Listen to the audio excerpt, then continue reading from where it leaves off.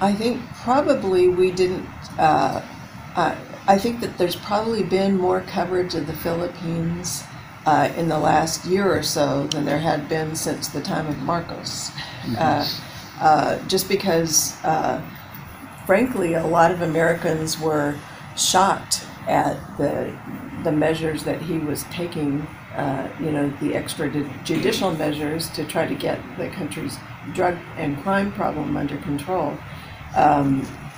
It's been every story that my reporters propose to me out of the Philippines right now, it's an automatic yes. We're just very interested. Really? So is our readership. Yeah. What's the most interesting story that came from the Philippines, in your view? Well, I just think, it's almost we're always, of course, very interested in some of the aggressive statements that the president makes.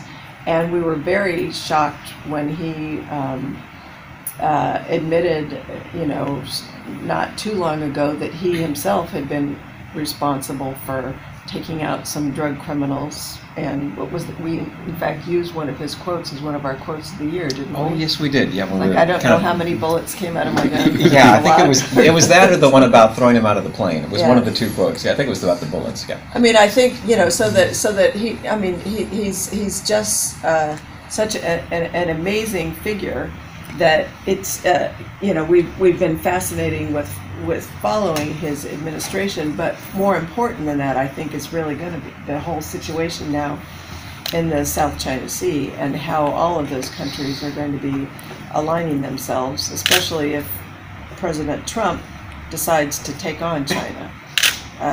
That's probably the bigger and more important issue that we're interested in right now.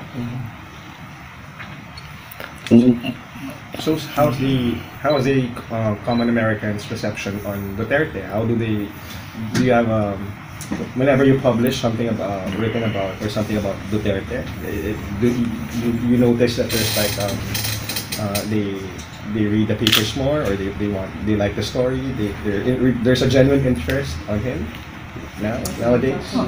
I think so. Yes, because it has some echoes of the rise of nationalism and kind of authoritarian feel to politics in the West and in Europe and even in the United States, where, as you know, there's been an increase in kind of nationalism, law and order, harsher policies toward crime and drug criminals and immigration and so forth. So not accustomed to hearing a head of government speak that way. So it did.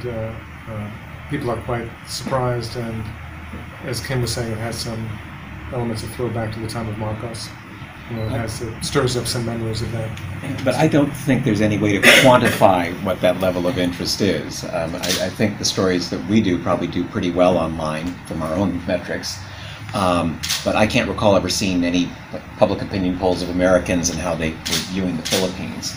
But I think just knowing how stories do on our own website, and then even just looking at something as basic as Google News, when you see stories about the Philippines and the president, they're always there. They're always trending for quite some time. So I'm sure there's I would just but I have just to don't know how it's been answer, measured. just say intuitively, as opposed to, relying on any hard statistics or anything. I think that in the United States, as there are in many countries today, a sort of fascination with the concept of a strong leader who's going to take a chaotic country and bring it into control and solve all the problems.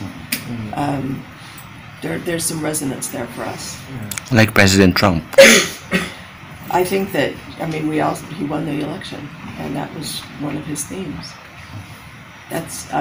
One of the things that he said he's admired about Vladimir Putin is, he's obviously will inevitably have some clashes with him on some Russian foreign policy issues, but what he said that he likes about him is that he's a strong leader and gets it done.